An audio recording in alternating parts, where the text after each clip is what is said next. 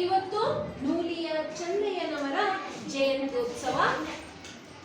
ಇವರ ಬಗ್ಗೆ ನಮ್ಮ ತರಗತಿಯ ವಿದ್ಯಾರ್ಥಿನಿಯಾದ ಖುಷಿ ಅಳಗುಂಡಿ ಇವರು ಯಾವಾಗ ಹುಟ್ಟಿದ್ರು, ಯಾವಾಗ ಹೇಗೆ ಅವರಿಗೆ ನೂಲಿಯ ಚಂದಯ್ಯ ಎನ್ನುವಂತ ಹೆಸರು ಬಂತು, ಹಾಗೂ ಅವರು ಯಾರ ಆಶ್ರಯದಲ್ಲಿ ಇದ್ರು ಎನ್ನುವಂತಹ ಸಂಪೂರ್ಣ ವಿಚಾರವನ್ನ ಖುಷಿ ಅಳಗುಂಡಿ ಈಗ ನಿಮಗೆ ತಿಳಿಸ್ತಾಳೆ. ವೆಲ್ಕಮ್ ಖುಷಿ. ಚಂದಯ್ಯನವರು ಸುಮಾರು 1130ರಲ್ಲಿ ಬಿಜಾಪುರ ಈಗಿನ ವಿಜಯಪುರ ಜಿಲ್ಲೆಯ ಶಿವನಿಗೆ ಗ್ರಾಮದಲ್ಲಿ ಜನಿಸಿದರು. ಕೆಲವು ವರ್ಷಗಳ ನಂತರ ಬಸವಣ್ಣನ ಕಾರ್ಯಕ್ಷೇತ್ರದಲ್ಲಿ ಕಲ್ಯಾಣಕ್ಕೆ ಬಂದರು.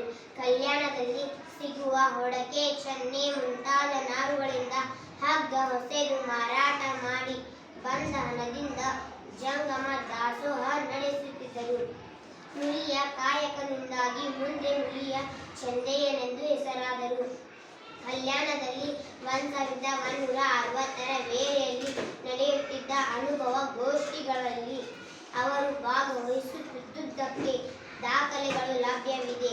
ಹಗ್ಗ ಮಾರುವ ಕಾಯಕವನ್ನು ಅತ್ಯಂತ ನಿಷ್ಠೆ ಮತ್ತು ಪ್ರಾಮಾಣಿಕದಿಂದ ಮಾಡುತ್ತಾ ಬಸವಣ್ಣನವರಿಗೆ ಪ್ರಿಯರಾದರು.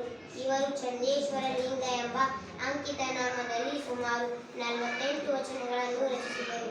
Thank you.